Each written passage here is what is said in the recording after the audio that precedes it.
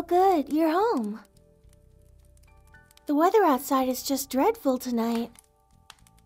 I think it's best if we just stayed inside where it's nice and warm. There's no use in trying to go anywhere tonight. Christmas is so soon. So everyone is out rushing and trying to get their last-minute preparations done, I guess. All of that is so stressful and nerve-wracking. I'd rather spend the evening with you, relaxing by the fire. Here, I brought out some pillows and blankets so that we can be extra comfortable. Maybe it sounds kind of silly, but I thought that maybe we could spend the evening reading some traditional Christmas stories. You know, to get us in the holiday spirit. I thought that it might be nostalgic and relaxing. Especially if you've had a hard day. Does that sound okay to you? Great. Alright, let's get nice and comfortable.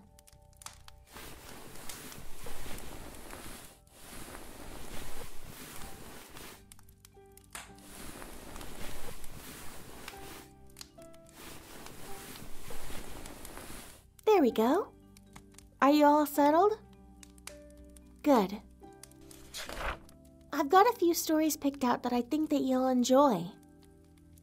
The first one is called The Shoemaker and the Elves.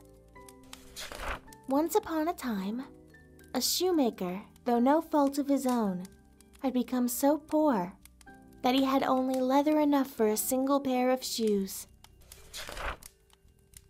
He cut them out one evening and then went to bed, intending to finish them the next morning. Having a clear conscience, he went to bed peacefully, commended himself to God, and fell asleep. The next morning, after saying his prayers, he was about to return to his work, when he found that the shoes on his workbench were completely finished. Amazed, he didn't know what to say. He picked up one of the shoes in order to examine them more closely. They were so well made that not a single stitch was out of place, just as if they were intended as a masterpiece. A customer soon came by, and he liked the shoes so much that he paid more than the usual price for them. The shoemaker now had enough money to buy leather for 2 pairs of shoes. That evening, he cut them out, intending to continue his work the next morning with good cheer. But he did not need to do so, because when he got up, they were already finished. Customers soon bought them, paying him enough that he could now buy leather for 4 pairs of shoes. Early the next morning, he found the 4 pairs finished. And so it continued. Whatever he cut out in the evening was always finished the following morning. He now had a respectable income, and with time became a very wealthy man. One evening, shortly before Christmas, just before going to bed, and already having cut out a number of shoes, he said to his wife, "Why don't we stay up tonight and see who is giving us this helping hand?"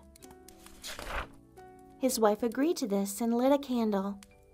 Then they hid themselves behind some clothes that were hanging in the corner of the room. At midnight, 2 cute little men appeared, sitting down at the workbench. They picked up the cut-out pieces and worked so unbelievably quickly and nimbly that the amazed shoemaker could not take his eyes from them.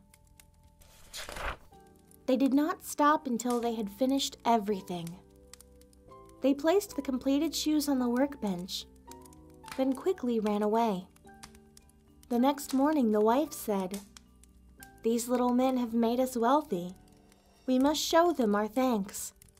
They're running around with almost nothing on, freezing cold. Do you know what?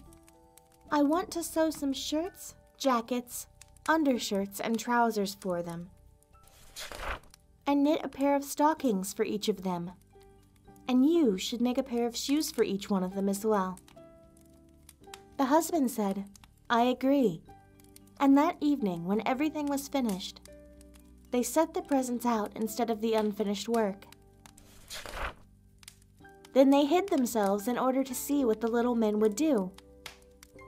At midnight, they came skipping up, intending to start work immediately. When they saw the little clothes instead of the cut-out leather, they at first seemed puzzled, but then became delighted. They quickly put them on. Then, stroking the beautiful clothes on their body, they sang, "Are we not boys neat and fine? No longer cobblers shall we be." Then they hopped up and danced about, jumping over chairs and benches. Finally, they danced out of the house entirely, and they never returned. But the shoemaker prospered, succeeding in everything that he did. The end. I love that one, don't you? Now, how about another? This one's a classic. It reminds me of when I was a little girl. The night before Christmas. 'Twas the night before Christmas, when all through the house not a creature was stirring, not even a mouse. The stockings were hung by the chimney with care, in hopes that St. Nicholas soon would be there. The children were nestled all snug in their beds, while visions of sugar plums danced in their heads. And Mama in her kerchief and I in my cap had just settled down for a long winter's nap. When out on the lawn there arose such a clatter, I sprang from the bed to see what was the matter. Away to the window I flew like a flash, tore open the shutters and threw up the sash. The moon on the breast of the new-fallen snow gave the luster of midday to objects below. When what to my wondering eyes should appear but a miniature sleigh and 8 tiny reindeer, with a little old driver so lively and quick, I knew in a moment it must be Saint Nick. More rapid than eagles his coursers they came, and he whistled and shouted and called them by name. Now Dasher, now Dancer, now Prancer and Vixen, on Comet, on Cupid, on Donner and Blitzen.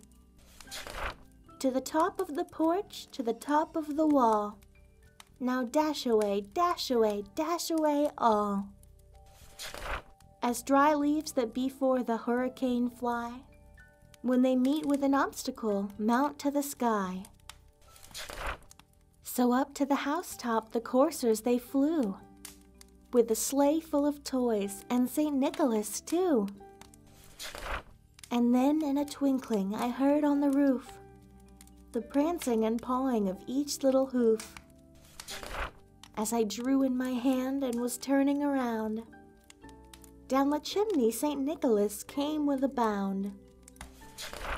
He was dressed all in fur from his head to his foot, and his clothes were all tarnished with ashes and soot. A bundle of toys he had flung on his back, and he looked like a peddler just opening his pack.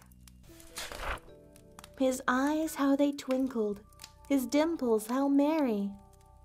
His cheeks were like roses, his nose like a cherry. His droll little mouth was drawn up like a bow, and the beard of his chin was as white as the snow. The stump of his pipe he held tight in his teeth, and the smoke it encircled his head like a wreath. He had a broad face and a little round belly that shook when he laughed like a bowl full of jelly. He was chubby and plump, a right jolly old elf, and I laughed when I saw him in spite of myself. A wink of his eye and a twist of his head soon gave me to know I had nothing to dread. He spoke not a word, but went straight to his work, and filled all his stockings, then turned with a jerk. And laying his finger aside of his nose, and giving a nod up the chimney he rose. He sprang to his sleigh, to his team gave a whistle, and away they all flew like the down of a thistle.